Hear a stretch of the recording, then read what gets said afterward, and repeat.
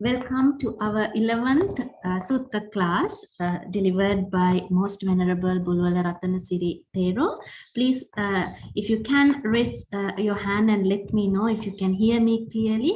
We do have inclement weather in Sri Lanka with thunder and lightning. So we are trying to be very mindful on safety. So please let us know if you can hear us clearly.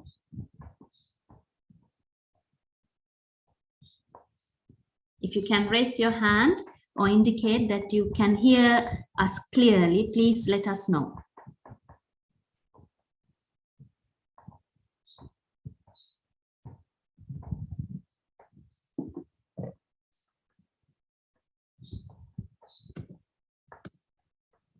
Thank you so much, Mr. Bhopal. Yes. So our Venerable Bulola Ratanasiri Thero is here today to talk to you and discuss a new sutta. This is a request from one of our Dhamma listeners. So thank you for your request. And I would remind at this moment that if anybody would like to request for their own suttas, you can use the QR code that appears on the screen at any time and then request for a sutta, or you can even ask a question on a sutta or the sutta that you listen to using the QR code or the Google form. So without much further delay, I invite Most Venerable Bulwala Ratanasiri Thero to start our 11th sutta class. Over to you, Reverend Sir.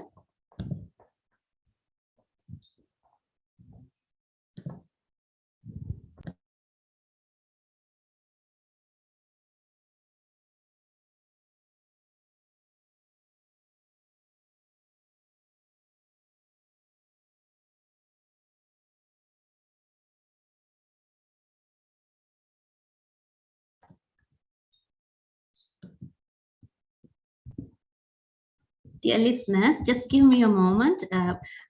Venerable Bulwala Ratanasiri Thero joined us, but let me find out what happened. I'll be back in a moment. Please bear with us.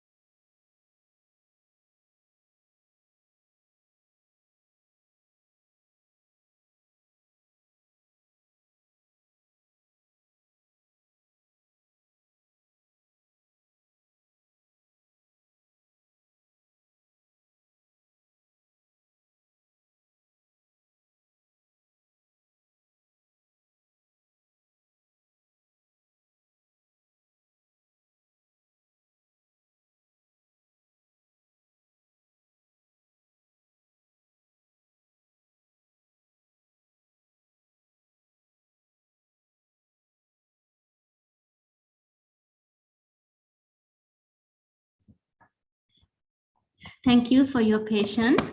Most Venerable Bulwala Ratana Thero is just about to connect with us.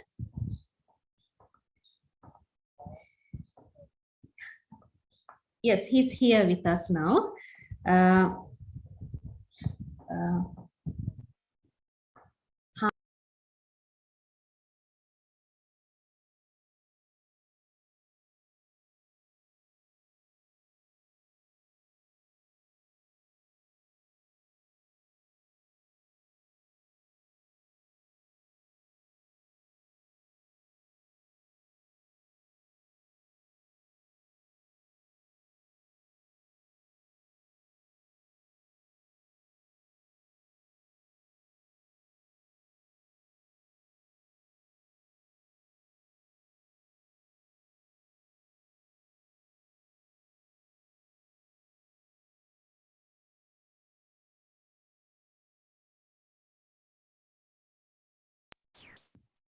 We are just setting up his audio now, so please bear with us.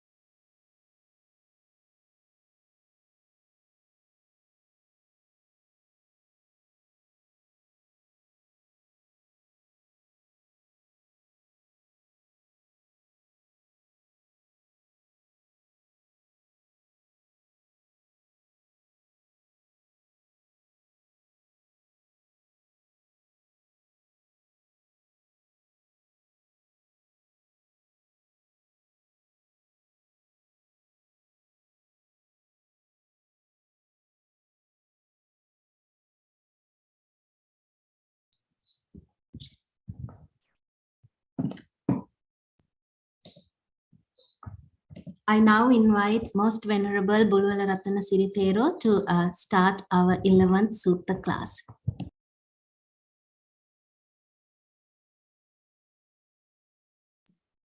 Ante, if you can unmute your microphone, you are able to speak and we can hear you.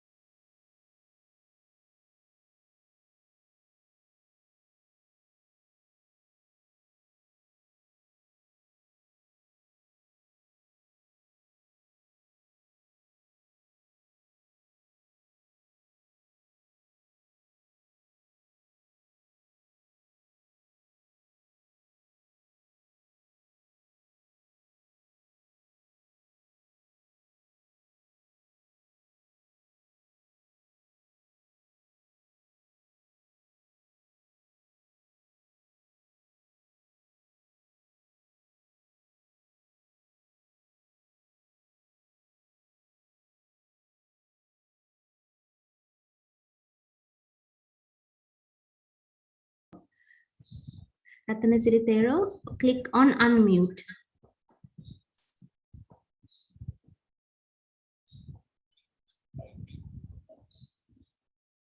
Then you should be unmuted.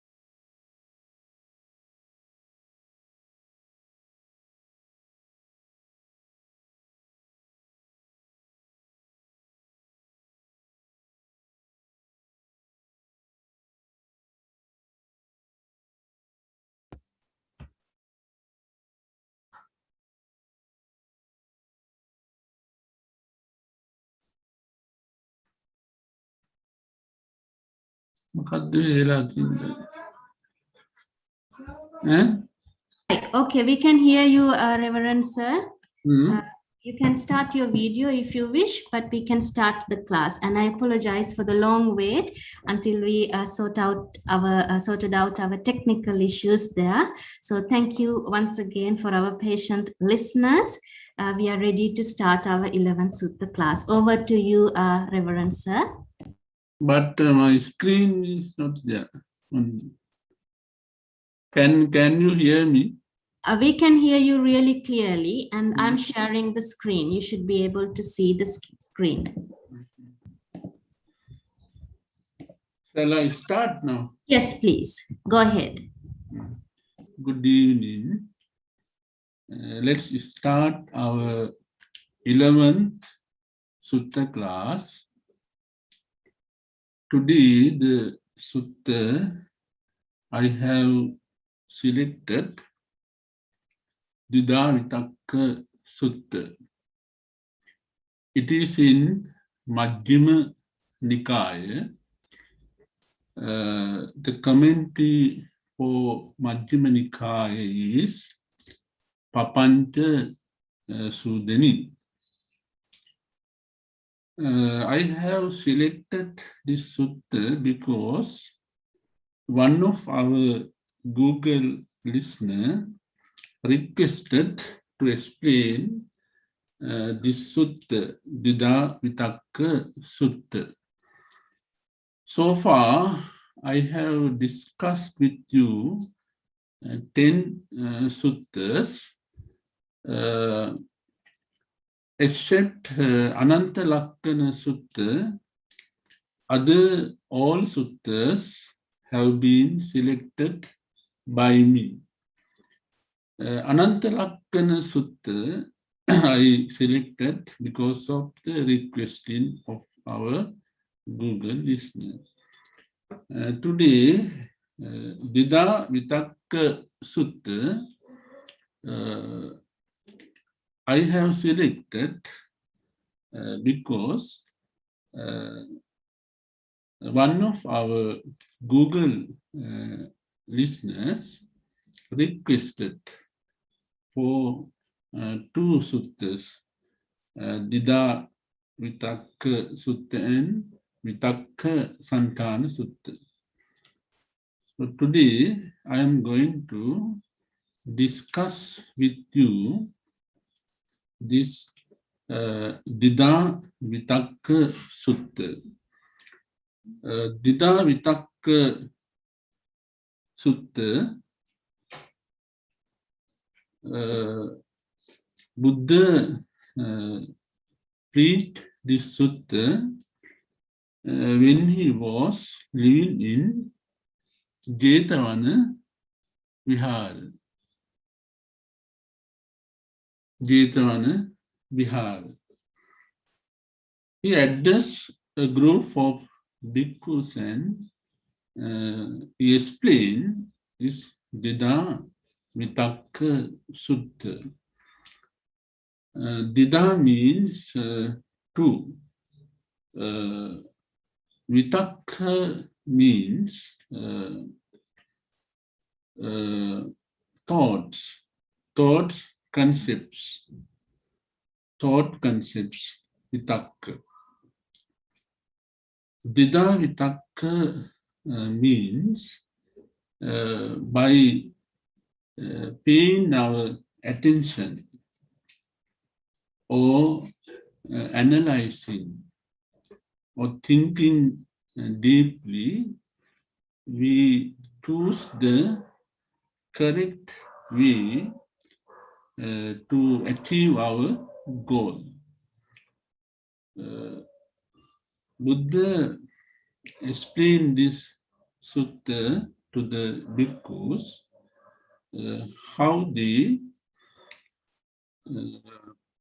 manipulate their thoughts in the mind to go on the correct way or to select the correct pathway by arguing, by analyzing, by investigating.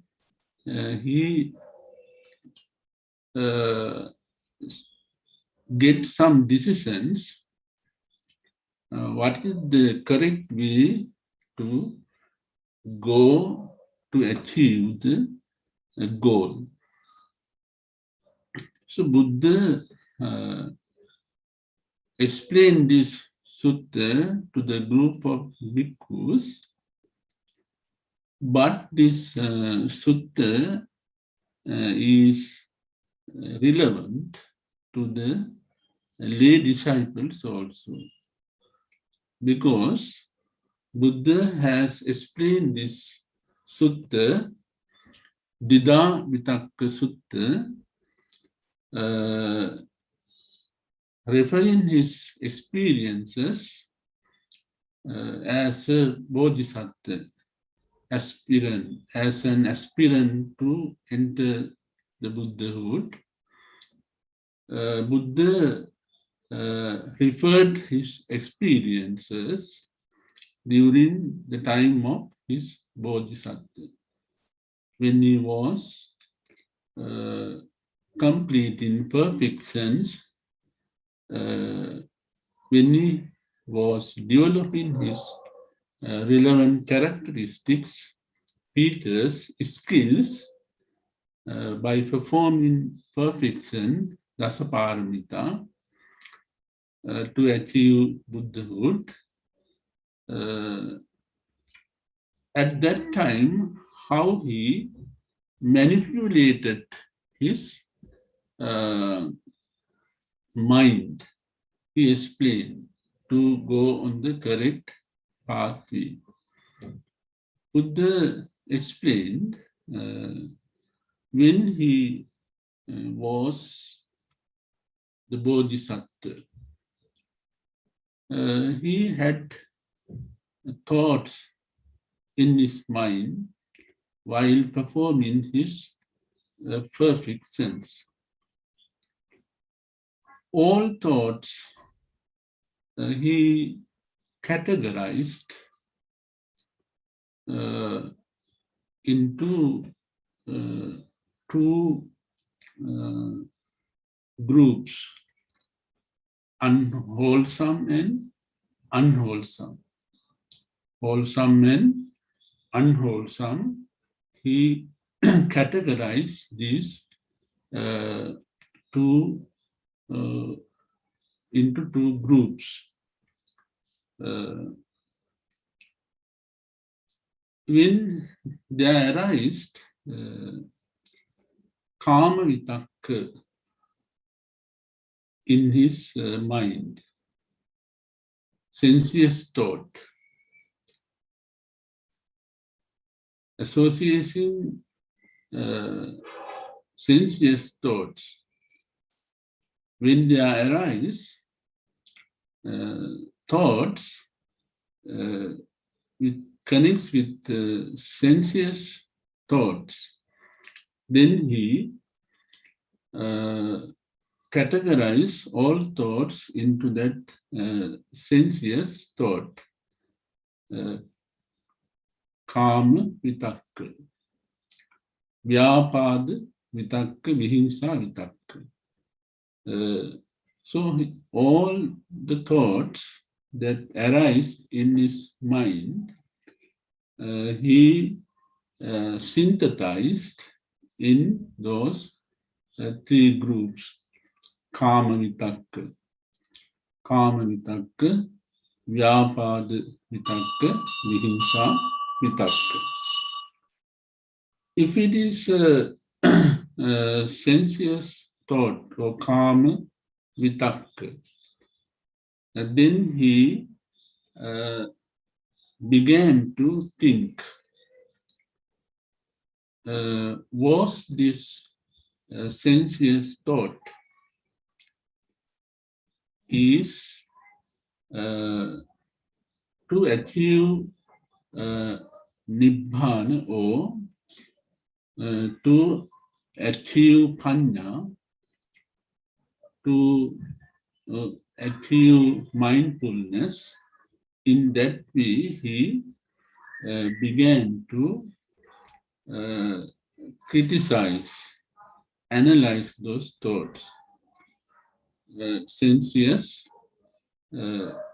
thoughts. When they arise, Kama Vitakka, he was thinking this Kama Vitakka, this thought, this sort of thoughts, if they were in my mind, they were for suffering. He understood. Kama Vitakka is for suffering. If there are Kama Vitakka in any person's mind, it goes on to suffering. There may be arise problems. In that way, he began to think. And then he began to think that is it to decay our decay wisdom. If there is Kama Vitakka, it is for decaying wisdom. We can't develop our wisdom. because 5 hindrance arise there. In that way, the Bodhisattva began to analyze those thoughts. When they arise, Vyapada Vitakka, hateful thoughts, Vyapada Vitakka. He began to analyze if there were such thoughts in my mind. They were for suffering. They were for decaying my wisdom. In that way, he analyzed those hateful thoughts. Then Vihimsa Vitakka, harmful thoughts. When they arise, harmful thought in his mind, he criticized within himself, he investigated within himself, and he asked questions from him whether they were for suffering, whether they were for decaying wisdom. In that way, he analyzed those unwholesome thoughts. Then he wanted to abolish those unwholesome thoughts. To abolish those unwholesome thoughts, to abolish Kama Vitakka. Kama Vitakka, to abolish, he create his renunciation thoughts. Renunciation thoughts in his mind, opposite of Kama Vitakka. And if there is hateful thoughts, he tried to create in his mind thoughts, hateless thoughts. He tried to create hateless thought in his mind.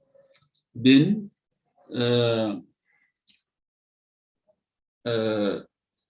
unharmful thoughts. He tried to create or generate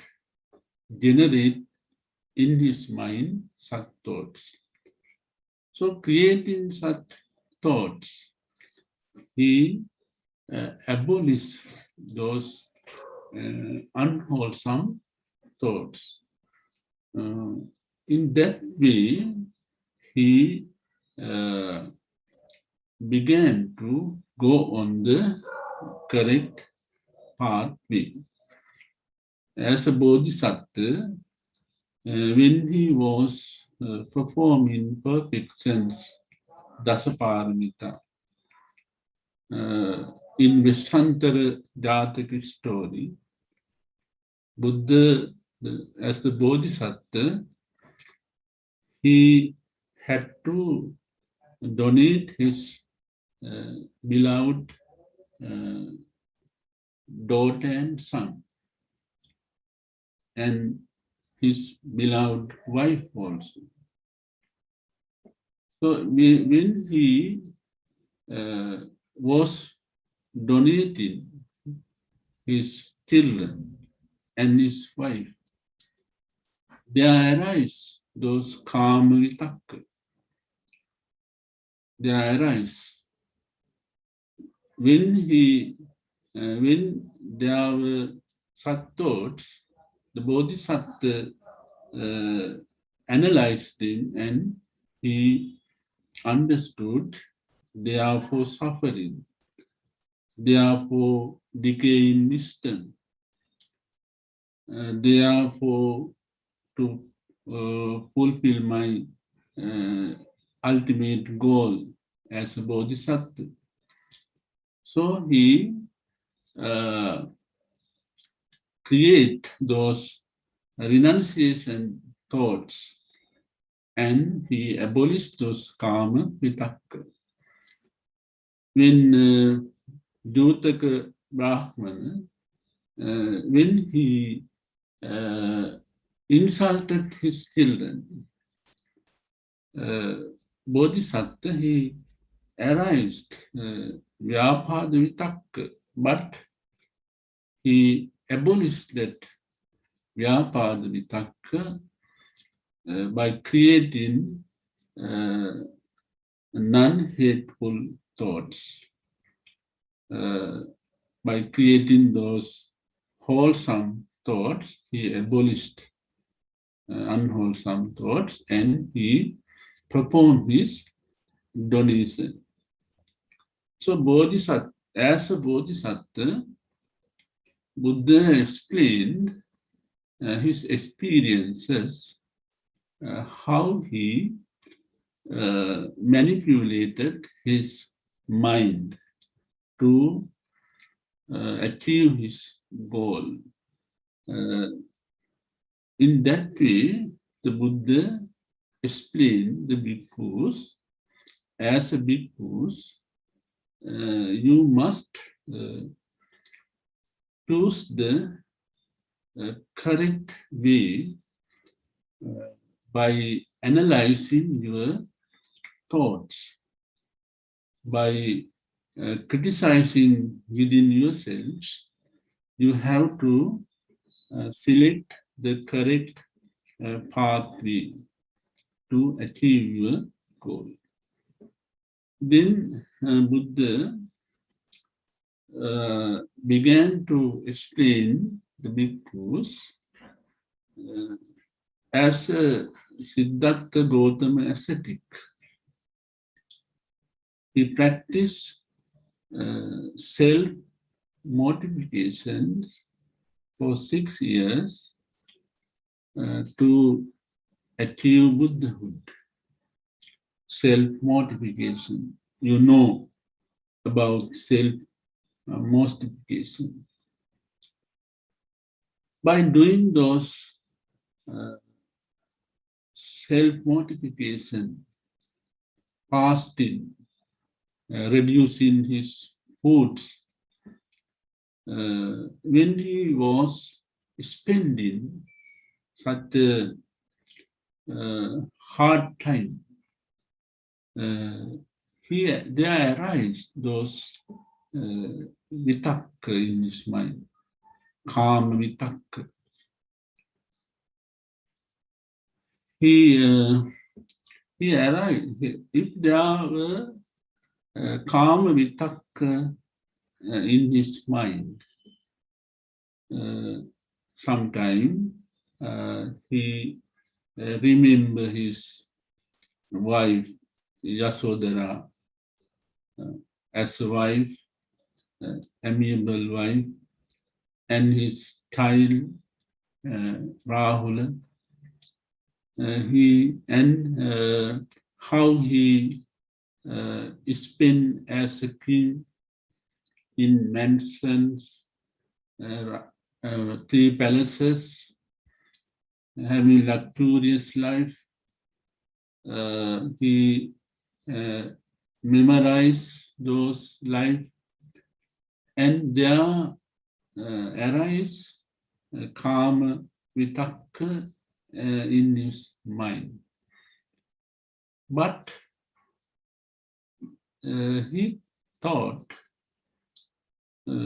if there were such thoughts in my mind, they were for suffering. They were for decaying my wisdom.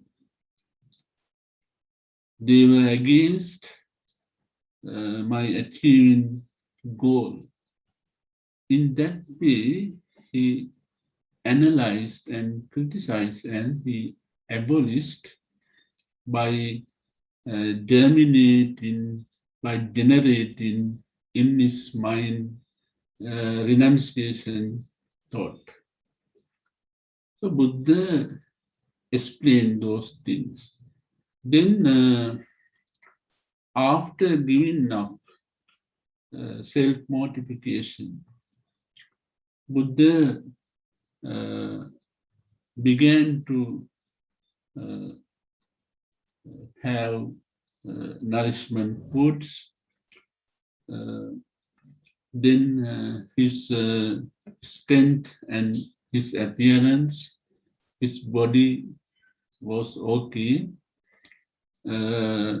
Special 32 features began to appear on his body, and his skin was fair. He was handsome, and he was very bright. He felt that he had enough strength.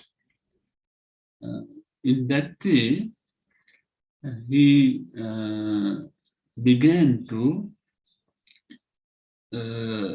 think of his body. When he began to think of his body and strength, there again arise such kama vitakka.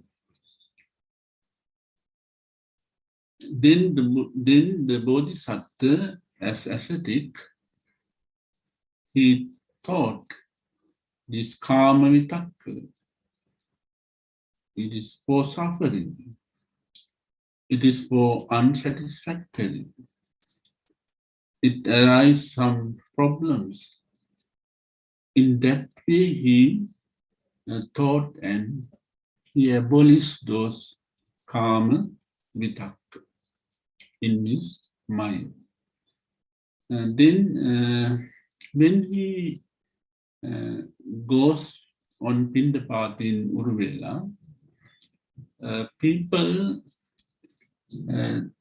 they began to offer the Siddhartha Gautama ascetics very happily with nourishment foods. They thought that those days he refused food. Now he is coming for food to succeed his expectations. We have to help him. In that way, the people offered food to the Buddha. When he was going on Pindapata, he admired the beauty of the environment. The commentary, Papancha Sudani commentary explains how the Buddha appreciated, admired the beauty of nature in Uruvela. He thinks how fine this Neranjana river was flowing, and how beautiful the banks of the river, how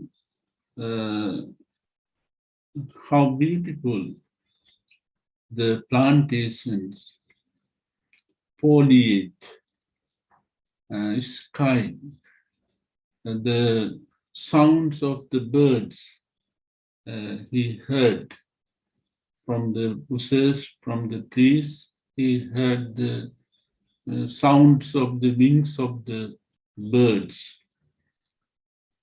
and the sounds of the animals.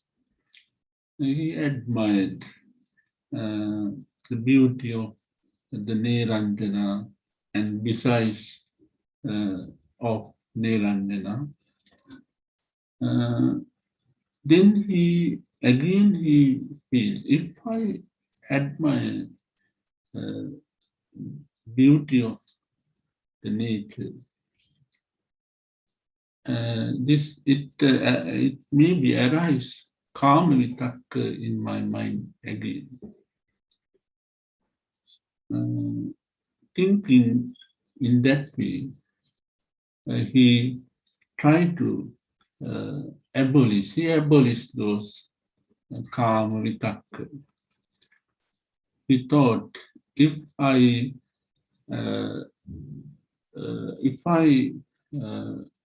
went on this way, there may be arise suffering, unsatisfactory problems. Then again, at once he abolished and he created non-creation thoughts in his mind. Non-creation thoughts in his mind and abolished that calm vitakka. Sometimes, if we feel very cold, if we feel very hot, if he couldn't bear the cold or hot in the environment, when he was weather-bound, sometimes there arise vyapada vitakka. Buddha, Bodhisattva, as an ascetic, he did not feel anger with other persons. He arised those anger because of the weather conditions sometimes. When he was weather-bound, if there is cold, unbearable cold, unbearable hot temperature, then there arise in his mind vyapada vitakka, because he had not achieved Buddhahood. He felt that there arise in his mind those thoughts. So Buddha at once created in his mind unhateful or non-hateful thoughts in his mind, and he bore up the weather conditions. When he went on Pindapata, he saw animal world, the function of the animal world. He saw big and powerful creatures like tigers, jackals, and lions, those powerful big creatures. They ate small creatures. By looking those scenes, Buddha felt there arise avihimsa, vihimsa vitakka in his mind, because he saw some violence among the creatures, the big animals, they suppress the small animals. They give suffering to other small person. The small creatures, animals, they lived in fear. They are afraid of the big ones, like deers, rabbits. They were afraid of the big animals. They lived in fear. By looking those scenes, Siddhartha Gautama ascetic, there arised vihimsa with vihimsa vitakka, harmful thoughts in his mind. Again, he created the unharmful thoughts by thinking those are for suffering, those are for decaying wisdom. In that way, he criticizing, analyzing, at once he abolished those thoughts in his mind. Then he determined to achieve the Buddhahood. He practiced the fourfold of efforts, Chaturanga Samannagata Vidya, fourfold of efforts. Then he began to develop his mindfulness. He developed his mindfulness and he began to develop his concentrations. Sometimes he, without developing concentration, he tried to develop the vipassana. But he was failed in that way. The commentary explains when he tried to achieve or when he tried to practice vipassana without concentration, there his strength goes out. He fainted. He was sometimes he just like unconsciousness. In that way, he felt like that. Before developing concentrations, he at once tried to develop vipassana.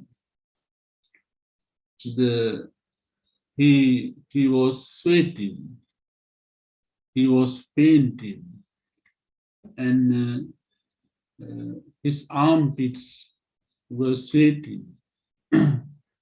So he understood, I have to develop my concentrations in my mind. So the Buddha began to develop first his mindfulness, Kaya-anupassana, Vedana-anupassana, Chitta-anupassana, Dhamma-anupassana, those mindfulness he began to develop. Then he began to develop his concentrations avoiding 5 hindrances.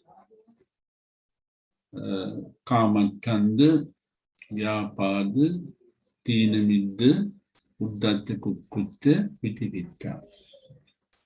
So those five hindrance are included in Vitakka, Kama Vitakka, Vyapada Vitakka, Vihinsa Vitakka. In these three groups, five hindrance are included. The Buddha abolished his Kama Vitakka, sensuous thoughts, he abolished because they are for suffering, they are for unsatisfactory, they are for ignorance. In that way, he thought, he abolished. Then Vyapada Vitakka, hateful thoughts, Vyapada Vitakka, and Vihimsa Vitakka.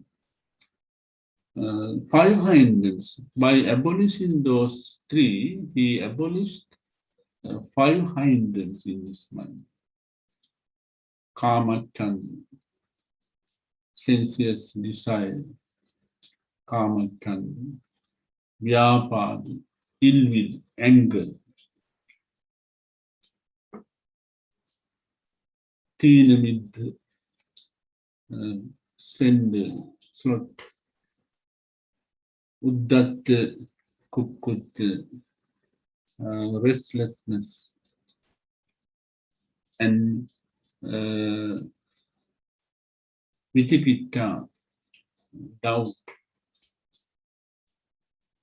In that way, he abolished his five hindrance and he developed his concentration. First, he achieved first absorptions, Pratama Dhyana, Vitakka, Vichara, Piti, Sukha, Ekaggata. There is Vitakka, again, thoughts, Vitakka, accepting thoughts. Thoughts, they are Vichara, that is criticizing about thoughts, Vitakka, Vichara.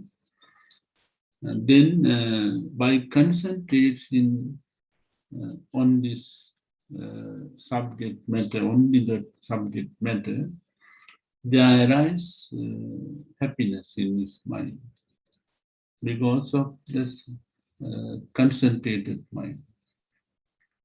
Vitakka, Vichara, Piti, and Sukha. He feels some pleasant in his mind, relaxed in his mind or in his body.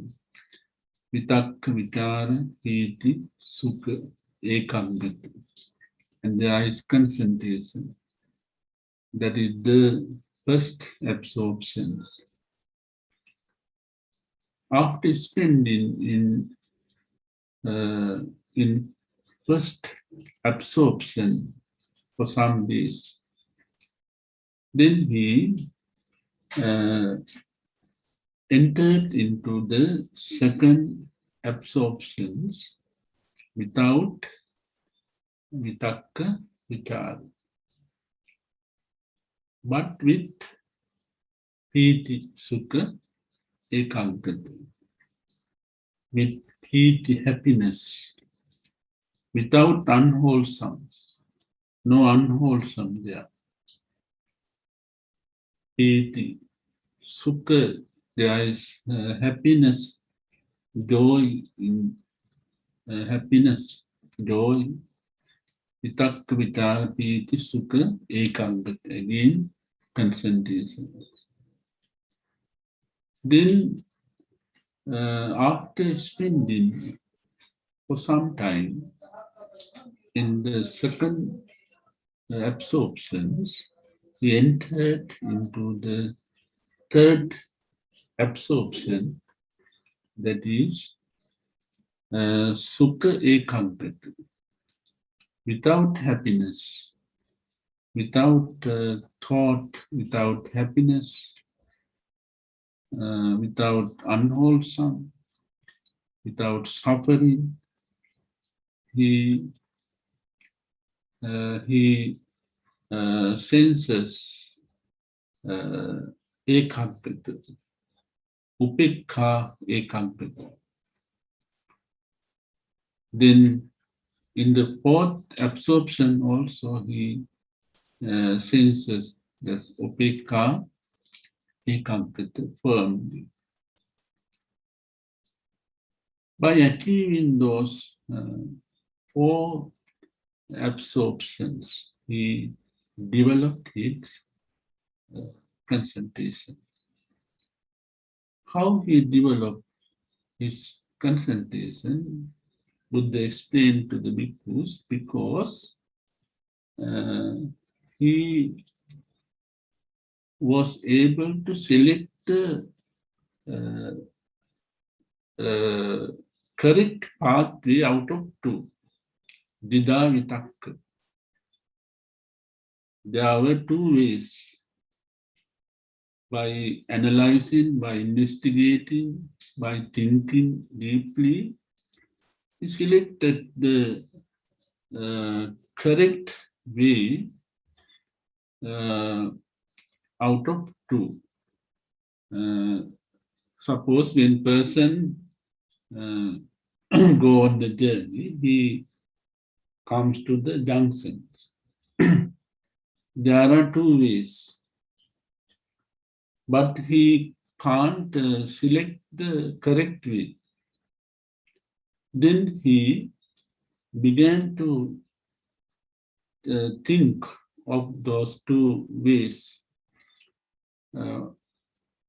What are the area and what are the places that he finds if he goes on that way like that. He began to criticize, investigate, and after investigating, he get some decisions to go on the correct way.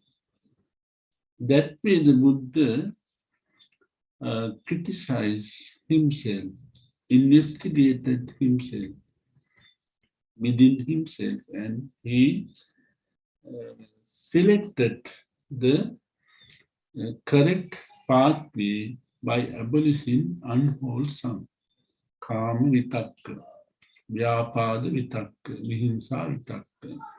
If there were such thoughts in his mind, he was not able to achieve concentration in that way. So he developed abolishing five hindrance, abolishing suffering, pain. He developed those fourfold of contemplation, absorptions. Then, after concentration, after developing concentration, then he gradually began to develop vipassana in the light of impermanence, anitya, dukkha, unsatisfactory or suffering, anatma, non-soul, no permanent thing, no powerful permanent thing in any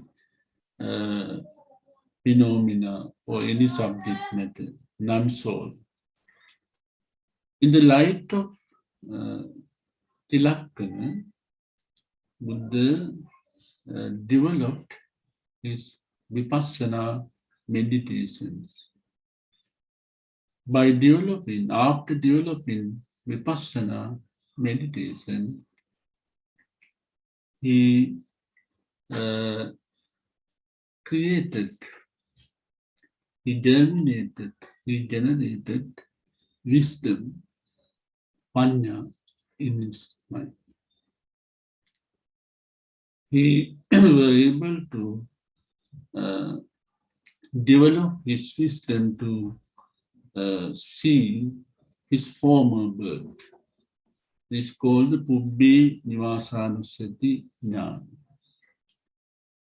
He was able to see his former birth, thousands of former birth, how he was in the circle of birth as a bodhisattva, what are the difficulties that he had to overcome, and how he overcame all those difficulties as a perfected person. In that way, he was able to memorize his former birth. Pubbē Nivasanusati Jnana.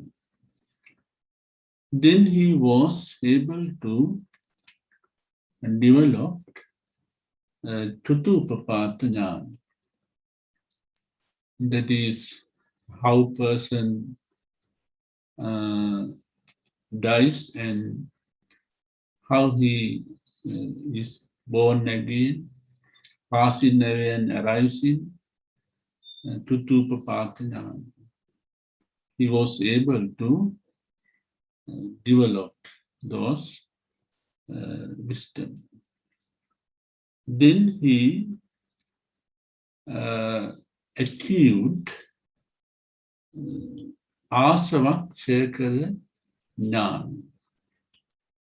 That is, he developed wisdom to abolish all defilements forever from his mind.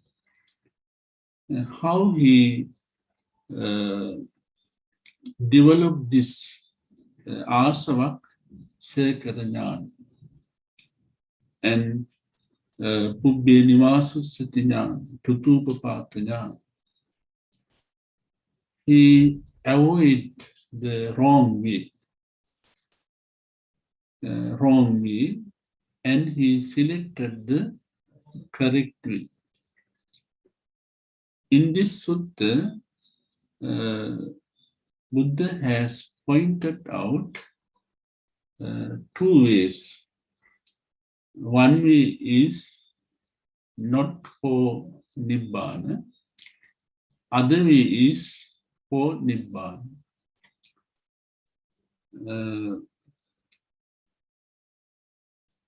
The way for Nibbana is called Eightfold Pathway, Arya Ashtangika Magga, Eightfold Pathway.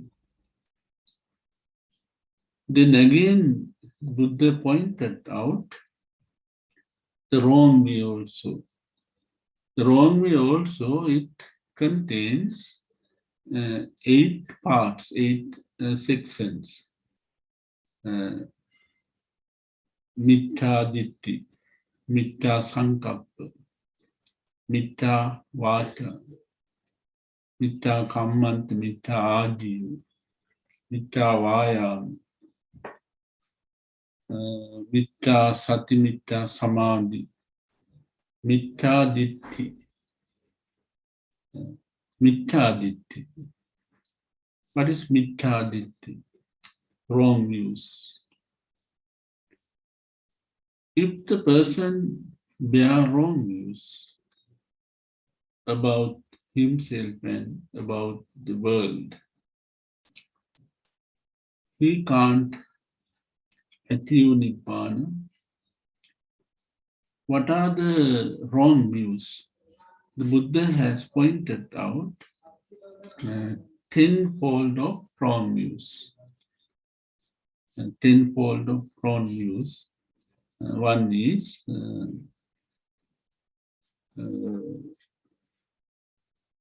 the person does not believe his former birth. The person does not believe his rebirth. The person does not believe wholesome and unwholesome. Other one, the person does not respect his mother, his father. He is not care of his parents,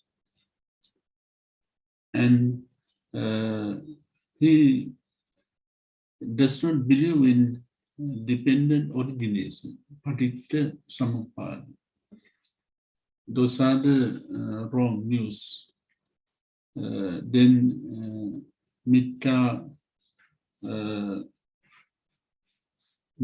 ditti, Mithya sankappa.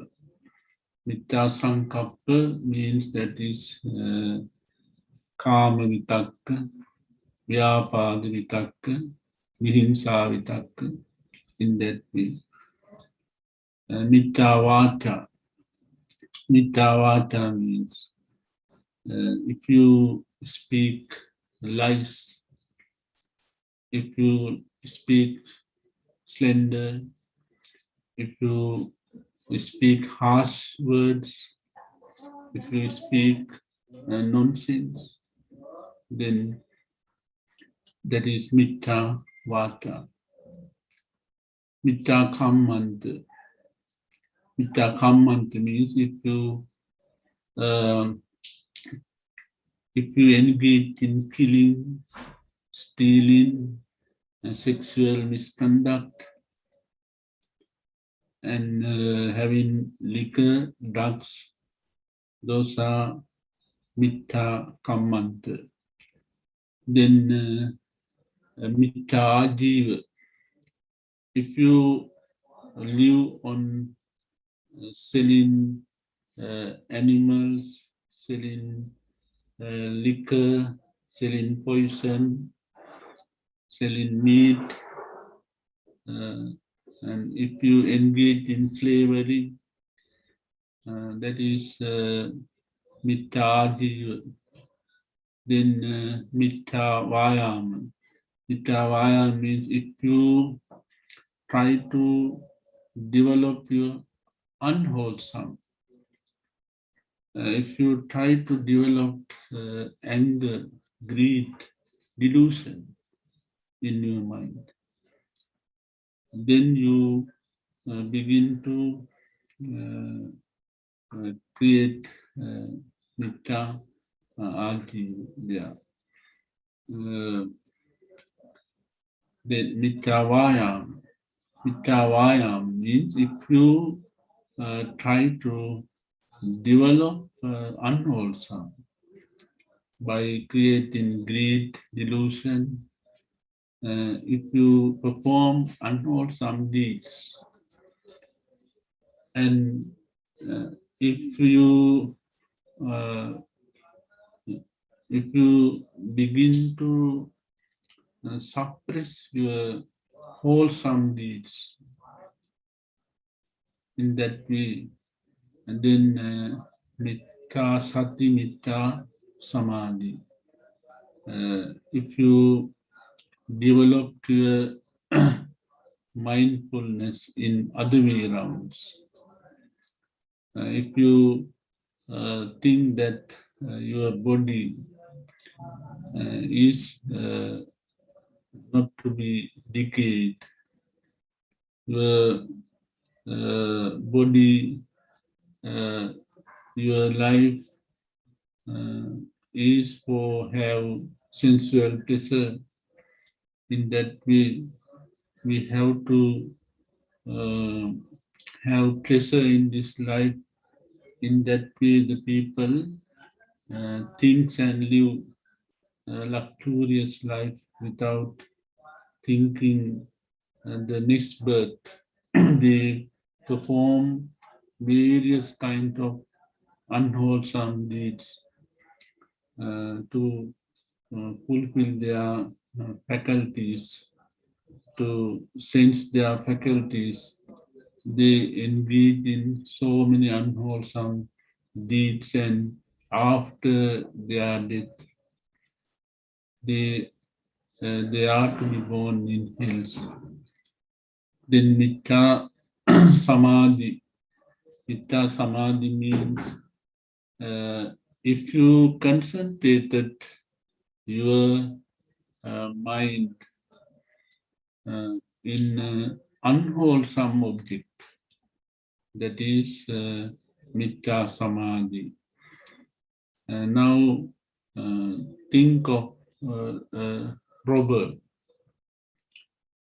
Robber, he to steal, to perform the burglary, he must concentrate his mind. He must make a plan, and he have to keep alert on that plan. That is, there is concentration, ekaggata, because the mental factor is there, ekaggata. The ekaggata mental factor, it is there in unwholesome consciousness and wholesome consciousness, ekaggata, mental factor. So when person perform the unwholesome activity, if there is ekaggata, then concentration is there. That is called Mithya Samadhi. That's how the Buddha explained in this sutta the wrong way. Then the Buddha explained the right way towards Nibbana, the eightfold pathway. Samma Ditti, Samma Sankappa, Samma Vacha. In that way, you know, I think, the eightfold pathway. I have no time to explain eightfold pathway. In that way, the Buddha explained those eightfold pathway and said, as an eminent teacher, I did my duty to my disciples. I showed the correct way out of two, Didavitaka, how you criticize and analyze, and how you select the correct pathway. So I showed you how to select the correct pathway to achieve your goal. The Buddha said that the bhikkhus were very happy at that time. Let me stop my sutta lesson with this. Thank you for listening to me. Blessing of the triple gems be showered upon you. Thank you very much. Listen to me. Much merit to you, Reverend Sir. Thank you so much. Even despite the inclement weather and the technical issues, we still managed to hold our 11th Sutta class. So much merit to you. And thank you so much for your perseverance in waiting with patience and listening to the Sutta. If you have any questions, you're most welcome to ask. If not, we will await your requests for suttas and your questions through the Google form. And I think we got a list of suttas as a request from last week. And our venerable teacher is obliging us on that. So once again, thank you very much, Dhamma listeners, and much merit to all of you to listening to Dhamma, and much merit to you, Reverend Sir. So we will conclude today's class. I will end the meeting now, Reverend Sir. Yes, okay.